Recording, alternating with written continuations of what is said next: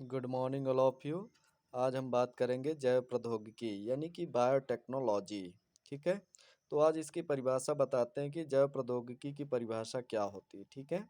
तो ऐसी सभी प्रक्रिया जिनके द्वारा व्यावसायिक महत्व के पदार्थों का उत्पादन आनुवांशिक रूप से या रूपांतरित जीवों द्वारा किया जाता है, तो उसे हम क्या कहते हैं, जैव प्रौद्योगिकी कहलाती है। ठीक है। या तो हम इसे नए शब्दों में कह सकते हैं, सरल शब्दों में, तो जीवों उनके तंत्रों अथवा प्रक्रियाओं को किसी प्रकार के उत्पादन अथवा जनहित उद्योगों में उपयोग ही जैव प्रौद्योगिकी है। तो जैव प्रौद्योगिकी का अर्थ क्या होता है? जैव प्रौद्योगिकी का मतलब ये होता है, जैव मीन्स होता है जीवों के प्रति क्रिया, और प्रौद्योगिकी मतलब तकनीक से। ठीक है। मतलब जीव विज्ञान की तकनीक के द्वारा इसका वर्णन किया जाता है। ठीक है। तो चलिए आगे हम बात कर लेते हैं कि जैव प्रौद्योगिकी का सिद्धांत क्या होता है।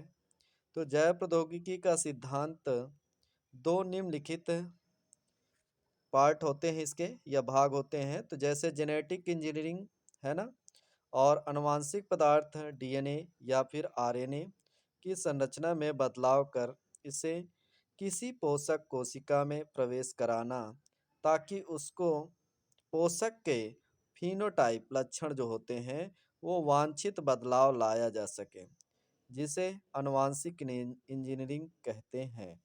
और इस इंजीनियरिंग के अंतर्गत विभिन्न प्रकार के जीवों के जो पदार्थ होते हैं डीएनए और आरएनए की संरचना में क्या किया जाता है, इंजीनियरिंग मतलब कि तकनीकी के द्वारा हम उसे क्या करते हैं, उनके पोषक पदार्थों को सही तरीके से उनके लक्षणों के जो वांछित मतलब कि बेकार लक्षण होते हैं उनको अलग करके उन्हें एक नई तकनीक के अनुसार उन्हें क्या करते हैं, लाते हैं। तो उसे हम बोलते हैं जेनेटिक इंजीनियरिंग। क्या बोलते हैं? Genetic engineering.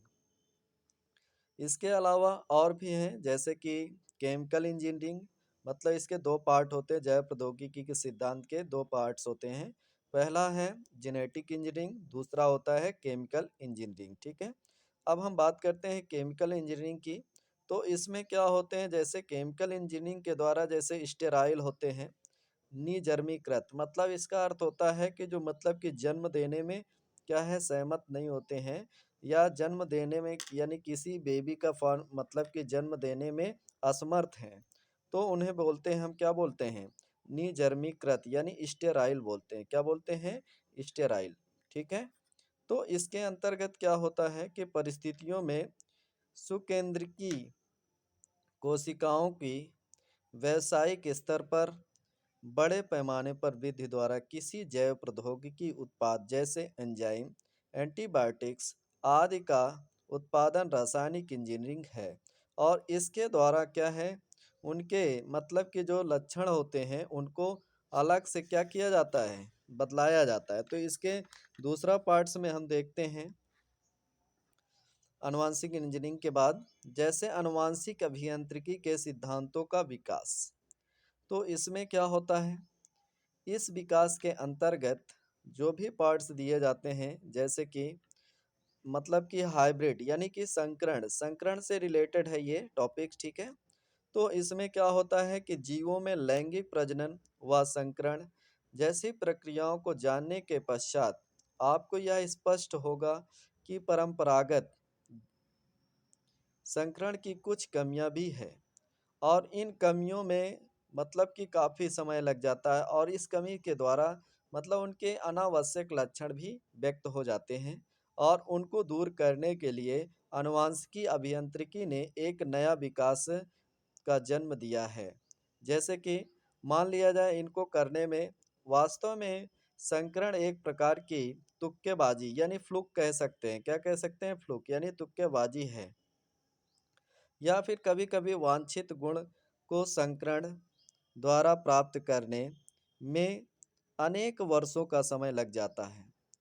तो उन्हें कम से कम इसको कार्य करने में 12 वर्ष का समय लगता है। कितने वर्ष का? 12 वर्ष का समय लगता है।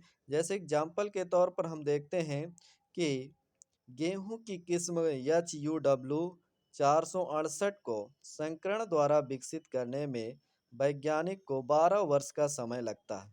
कितना समय लगा? 12 वर्ष का। इस समस्या को हटा मतलब कि निजात दिलाने के लिए क्या किया गया था?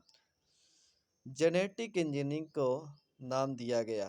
ठीक है, और इससे द्वारा कम समय में हम उसे क्या कर सकते हैं? मतलब कि उत्पत्ति कर सकते हैं।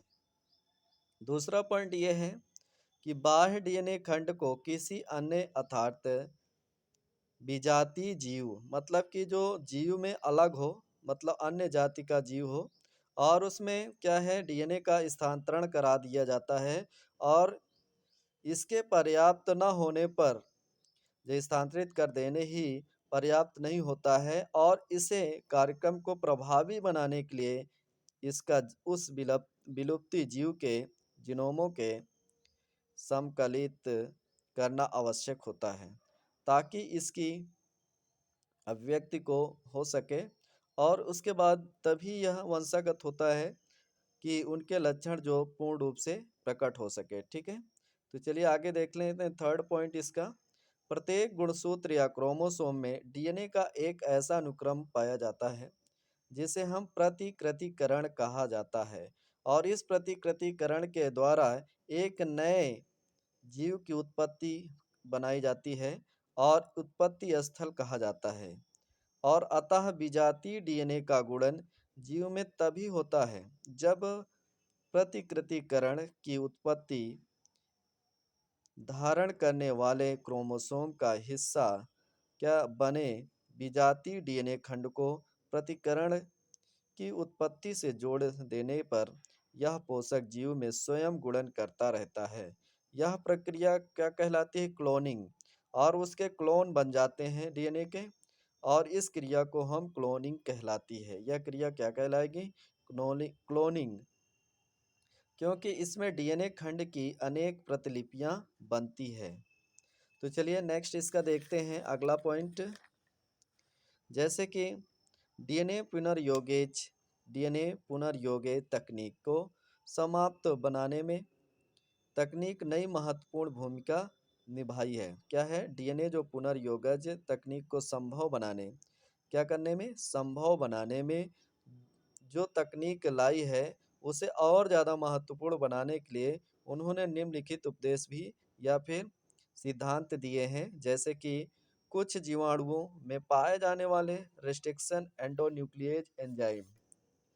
क्या है? Restriction endonuclease enzyme. दूसरा है वाहकों जैसे प्लाज्मिड आदि के प्रयोग से पुनर्योगेज डीएनए को बड़ी मात्रा में बनाने वाली तकनीकों का विकास किया। अब देखते हैं पुनर्योगेज डीएनए तकनीक के साधन। पुनर्योगेज डीएनए के तकनीक में निम्नलिखित पदार्थों को साधनों की आवश्यकता होती है, जैसे कि restriction enzyme, DNA ligase enzyme, और वाहक डीएनए पॉलीमरेज एंजाइम, पोषक जीव आदि। तो हम इन सभी टॉपिकों पे मतलब कि जिनके द्वारा मतलब डीएनए को पुनः बनाया जाता है, क्या किया जाता है? जिनके द्वारा डीएनए को पुनः बनाया जाता है, इस क्रिया को पुनर्योगेज कहा जाता है। पुनर्योगेज तकनीक के अंतर्गत संभव हो पाती है। ठीक है, तो चलिए देखते हैं प्रतिबंध एंजाइम, रिस्ट्रिक्शन एंजाइम। जीवाणु ई कोलाई जीवाणु ई कोलाई में सन 1963 में ऐसे दो एंजाइमों की खोज हुई जो इसे जीवाणु भोजी संक्रमण से बचाते थे। यह एंजाइम निम्न प्रकार अपना सुरक्षात्मक कार्य करता है। मतलब ये सन 1963 में ऐसे एंजाइम की उत्पत्ति हो पाई थी, मतलब खोजा गया था, जो जीवाणु भोजी संक्रमण से क्या करते हैं? बचाते हैं, जिसे हम बोलते हैं रिस्ट्रिक्शन एंजाइम। क्या बोलते हैं? Restriction enzyme. और ये एंजाइम सुरक्षात्मक रूप से कार्य करते हैं, जैसे कि जीवाणु के डीएनए में मिथाइल समूह जोड़ देते हैं। दूसरा, विषाणु के डीएनए को निश्चित स्थानों पर काटकर अर्थात विषाणु डीएनए के खंडों को विभक्त कर पहला रिस्ट्रिक्शन एंजाइम हिंड सेकेंड सन 1968 में अलग किया जा सके। तो इस तरह से इस क्रिया को संपन्न करते हैं। ठीक है, थैंक यू क्लास।